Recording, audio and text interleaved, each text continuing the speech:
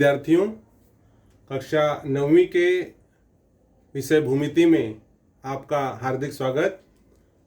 Students, last video में हमने lesson 5th start किया था, जिसका नाम है चतुर्भुज या क्वाड्रिलेटरल भी कहा जाता है।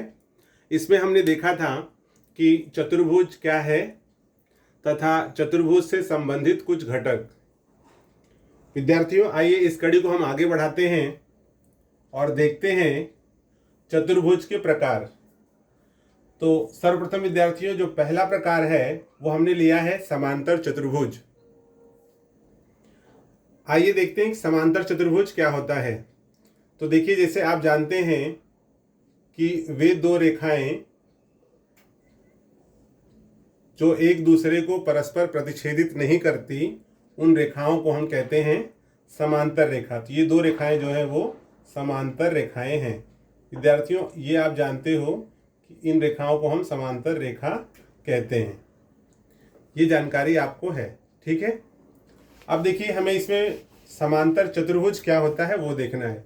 तो मान लीजिए हमने यहाँ पर एक रेख खींचा और एक रेख खींचा। इस तरह से हमने दो रेखाएं खींची, ठीक है। इन रेखाओं के ऊपर हमने तिर्यक रेखा इस प्रकार से खींचा हमने, ठीक है। अब विद्यार्थियों, आप देखोगे हमने एक रेखा इस प्रकार खींचा है, तो ये इसके समांतर है, और वैसे ही फिर इस रेखा को इसको खींचा है तो ये जो रेखा है वो इसके समांतर है। तो आप देखोगे ये एक दो समांतर रेखा और दूसरी ये दो समांतर रेखाओं द्वारा यहाँ पर अगर हम ये पॉइंट ले लें तो एक बंद आकृति बन रही है। मतलब यहाँ पर एक बंद आकृति हमें प्राप्त हो रही है। तो चूंकि ये बंद आकृति प्राप्त हो रही है तो इसे हम क्या कहेंगे? इसे हम कहेंगे विद्यार्थियों चतुर्भुज, ठीक है। अब ये चतुर्भुज है क्योंकि चार भुजाओं से एक बंद आकृति बन गई, इसे हम चतुर्भुज कहेंगे। लेकिन अब यहाँ पर क्या है कि ये रेखा और ये रेखा समांतर था, तो ये दोनों रेखाएं समांतर हो गई और उसी प्रकार से ये दोनों रेखाएं भी समांतर हो गई। तो समांतर चतुर्भुज किसे कहेंगे? वह चतुर्भुज जिसकी सम्मुख भुजाओं की जोड़ियां समांतर हों, वह चतुर्भुज जिसकी सम्मुख भुजाओं की दोनों जोड़ियां समांतर हो, उसे हम कहेंगे समचतुर्भुज, ठीक है। फिर से एक बार बता दूं विद्यार्थियों कि वह चतुर्भुज जिसकी सम्मुख भुजाओं की दोनों जोड़ियां समांतर हो, वह चतुर्भुज कहलाता है समांतर चतुर्भुज, या इसे अंग्रेजी में कहते हैं पैरेललोग्राम। ओके, आपको समझ में आ गया होगा कि ये समांतर चतुर्भुज है। अब इस समांतर चतुर्भुज की और बहुत सारी विशेषताएं हैं। हम जैसे जैसे आगे बढ़ेंगे, इसके जो विशेषताएं हैं, इनके जो भुजा या कोण या विकर्ण से संबंधित जो अन्य घटक हैं, उनको हम जैसे जैसे आगे बढ़ेंगे हम देखते जाएंगे। फिलहाल हम देख रहे हैं चतुर्भुज के प्रकार। तो उसमें हम देख रहे हैं, पहला है समांतर चतुर्भुज। तो समांतर चतुर्भुज किसे कहेंगे? तो जैसे आप देखिए, ये अगर हमने इस प्रकार से बना दिया, ये अगर हम आकृति ले लेते हैं तो इसको हम कहेंगे समांतर चतुर्भुज, क्योंकि ये भुजा इसके समांतर है और ये भुजा इसके समांतर है। तो इसके अंदर दोनों भुजाएं जो है सम्मुख भुजाएं, आमने सामने वाली भुजाएं चूंकि समांतर हैं, और समांतर मैंने आपको बताया है, समांतर मतलब वे दो रेखाएं जो एक दूसरे को प्रतिच्छेदित नहीं करती, उन रेखाओं को हम समांतर रेखा कहते हैं। तो यहाँ पर अगर इन रेखाओं को हम बढ़ा दें तो ये कहीं प्रतिच्छेदित नहीं करेंगी, या इनको हम नीचे बढ़ा दें तो ये भी कहीं प्रतिच्छेदित नहीं करेंगी। तो इस प्रकार हम कहेंगे कि ये हमारा समांतर चतुर्भुज है। अगर इसको हम नेमिंग कर दें, नाम दे दें, तो ये जगह A, B, C, D। अब विद्यार्थियों, ये हो गया हमारा चतुर्भुज ABCD एक समांतर चतुर्भुज है। तो अब यहाँ पर अगर हमें बताना है कि कौन सी भुजा किसके समांतर है, तो हम यहाँ लिखेंगे AB समांतर CD तथा AD समांतर BC, ठीक है। तो बार बार हमें समांतर लिखने की जरूरत नहीं है। जब हम इस प्रकार से दिखाते हैं ऐसे, तो ये समांतर का चिन्ह बताता है। तो इस प्रकार से ये हो गया समांतर चतुर्भुज। तो एक बार फिर से देखते हैं, समांतर चतुर्भुज किसे कहेंगे?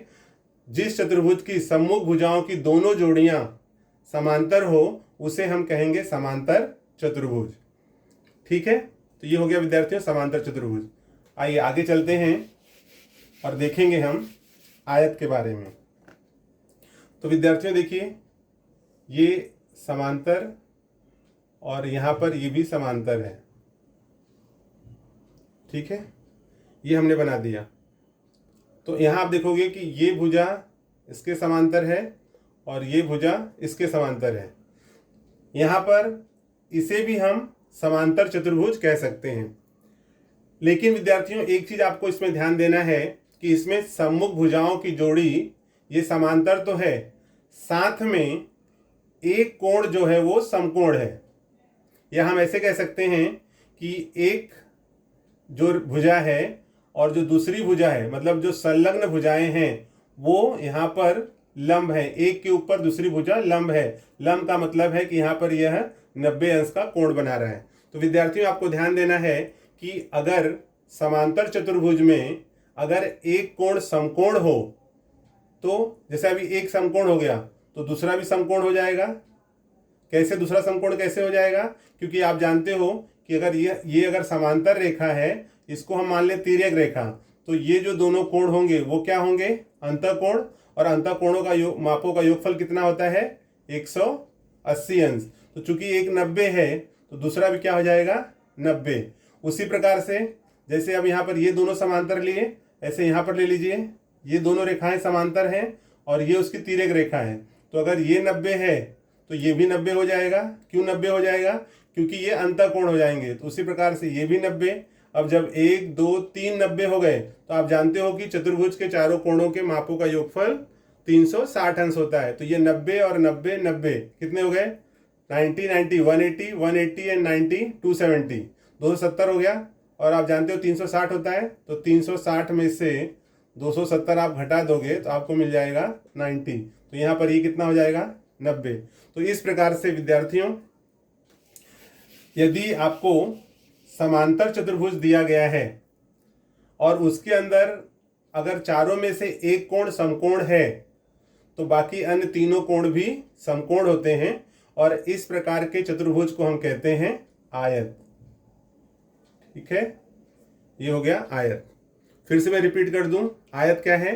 तो आयत वह चतुर्भुज जिसकी सम्मुख भुजाओं की जोड़ियां समांतर तथा सर्वांगसम हो। जैसे इसमें समांतर तो है, समांतर हो गए मतलब ये भी एक तरह का समांतर चतुर्भुज हो गया। लेकिन इसमें आपको दिया है कि जो संलग्न भुजाएं हैं उनके बीच का जो कोण है वो समकोण है।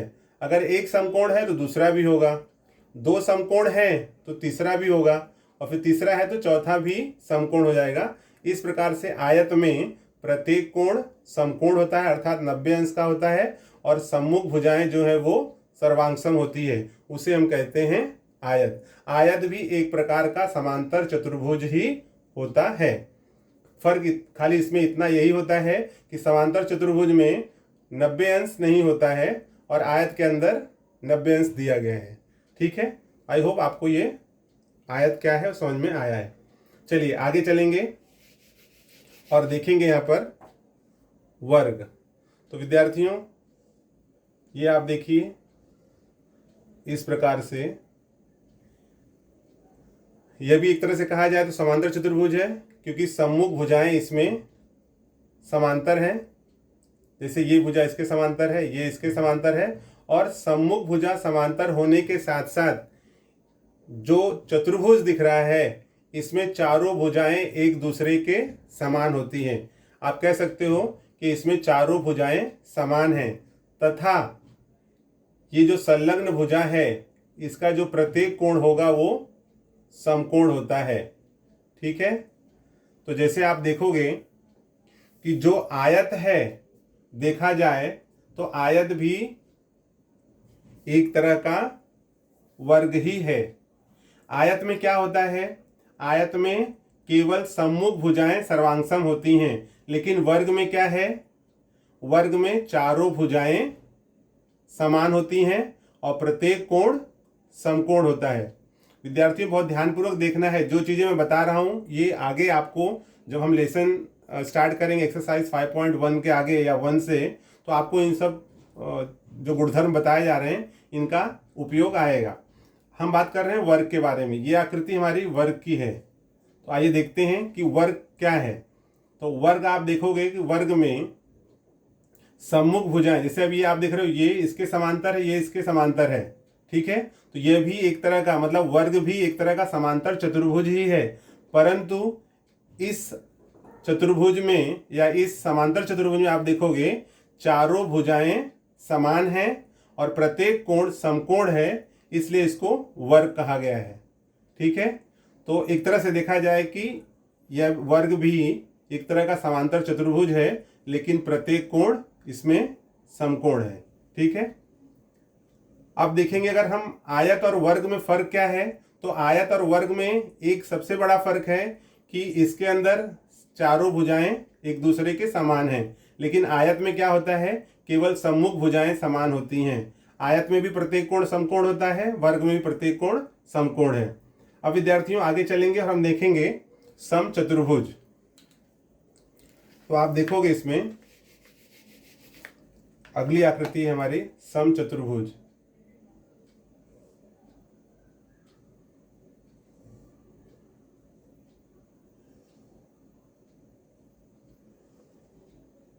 तो ये देखिए समचतुर्भुज, इसमें ये रेखा इसके समांतर है और ये रेखा इसके समांतर है, तो एक तरह से यह भी समांतर चतुर्भुज हो गया। अब इसमें है कि ये जो भुजा है और ये भुजा है, तो इसमें भी चारों भुजाएं समान होती हैं, परंतु इसके अंदर ये जो संलग्न भुजाएं हैं इनके बीच का जो कोण होता है वह समकोण नहीं होता। यह सबसे बड़ा फर्क है वर्ग और समचतुर्भुज में। वर्ग में चारों भुजाएं समान होती हैं, समचतुर्भुज में भी चारों भुजाएं समान हैं। फर्क सिर्फ इतना है कि वर्ग में प्रत्येक कोण समकोण होता है और समचतुर्भुज में प्रत्येक कोण समकोण नहीं होता है। इनकी जो भुजाएं हैं वो चारों एक जैसी होती हैं, चारों भुजाओं के माप समान होते हैं, लेकिन जो कोण होंगे वो अलग अलग होंगे। जैसे इसमें सम्मुख कोण जो है वो सर्वांगसम होते हैं। तो ये हो गया समचतुर्भुज। यहाँ पर ये आकृति है समचतुर्भुज की। अब विद्यार्थियों अगली जो आकृति है या अगला जो चतुर्भुज दिया है वो है समलंब चतुर्भुज। तो स्टूडेंट्स आप देखोगे कि वह चतुर्भुज जिसकी सम्मुख भुजाओं की एक जोड़ी समांतर हो, जैसे अभी आप देखिए ये भुजा इसके समांतर है, तो वह चतुर्भुज जिसकी सम्मुख भुजाओं की कम से कम एक जोड़ी, वह चतुर्भुज जिसकी सम्मुख भुजाओं की कम से कम एक जोड़ी समांतर हो, उसे हम कहते हैं समलंब चतुर्भुज।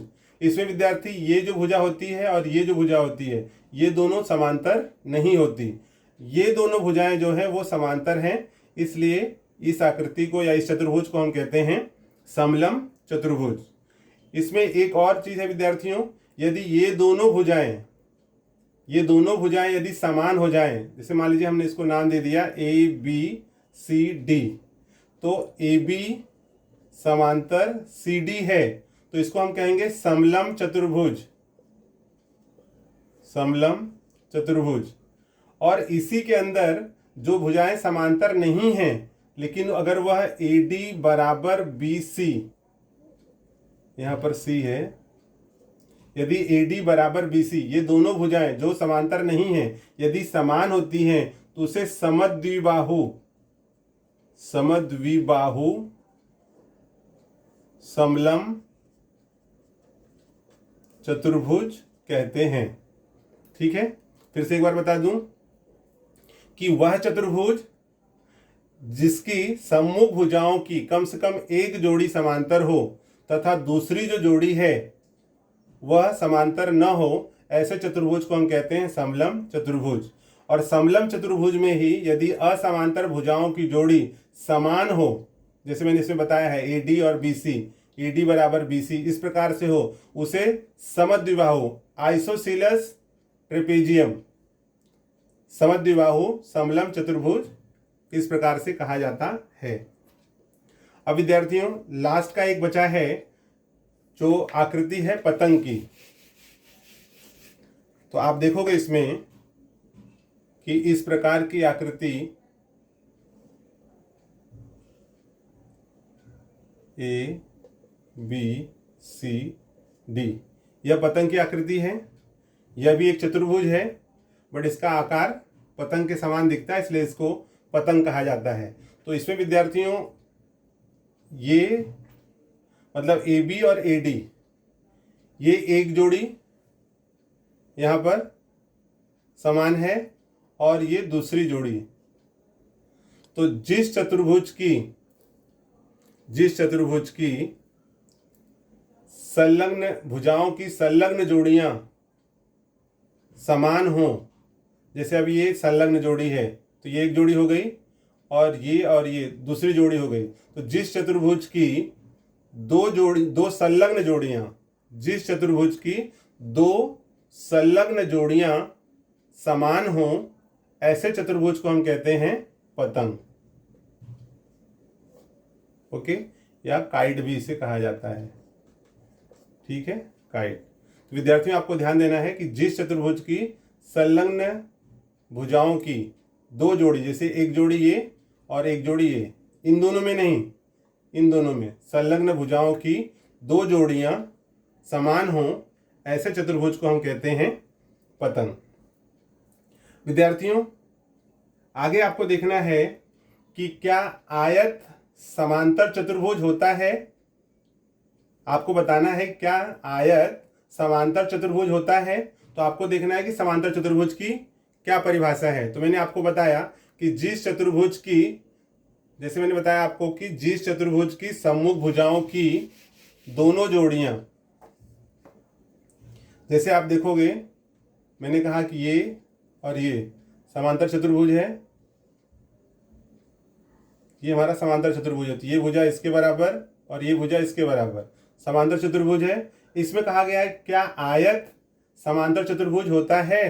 तो आयत हमारा इस प्रकार से बनता है, ये आयत है, ये आयत है हमारा। तो क्या आयत जो है वो समांतर चतुर्भुज है। तो हाँ, आयत समांतर चतुर्भुज है। क्योंकि सम्मुख भुजाओं की जो जोड़ी है वो समांतर है। ये 90 है, ठीक है, 90 है इसलिए ये आयत हो गया।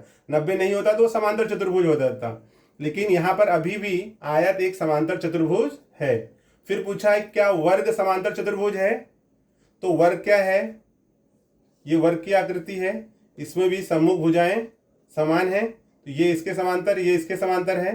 तो चूंकि यहाँ पर चारों भुजाएं समान है और प्रत्येक कोण समकोण है, इसलिए ये वर्ग है। लेकिन वर्ग भी एक समांतर चतुर्भुज है, वर्ग भी समांतर चतुर्भुज है। अब जो चौथा है वो है समचतुर्भुज। तो समचतुर्भुज इस प्रकार से आप बना लोगे। तो क्या समचतुर्भुज भी समांतर चतुर्भुज है। तो हाँ, समचतुर्भुज भी समांतर चतुर्भुज है। इसमें प्रत्येक कोण जो है वो समकोण नहीं होता है। इसमें सम्मुख जो भी कोण यहाँ आएगा वो उसके सामने हो जाएगा, मतलब सम्मुख कोण सर्वांगसम होते हैं। तो यहाँ पर आप कह सकते हो कि आयत समांतर चतुर्भुज है, वर्ग भी समांतर चतुर्भुज है और समचतुर्भुज भी समांतर चतुर्भुज है। अब यहाँ पर है क्या समलंब चतुर्भुज। तो ये हमारा समलंब चतुर्भुज है। पूछा गया है कि क्या समलंब चतुर्भुज, ठीक है, पूछा गया क्या समलंब चतुर्भुज समांतर चतुर्भुज है। तो समांतर चतुर्भुज में एक तरह से आप देखोगे कि यह समांतर चतुर्भुज तो नहीं है, लेकिन आप ये कह सकते हो कि समांतर चतुर्भुज एक विशेष प्रकार का समलंब चतुर्भुज है, ऐसा आप बता सकते हो। ठीक है, या शॉर्ट में अगर हम पूछें कि समलंब चतुर्भुज समांतर चतुर्भुज होता है तो आपका आंसर होगा कि नहीं। ठीक है, क्या पतंग समांतर चतुर्भुज है। पतंग की आकृति हमने बनाया था,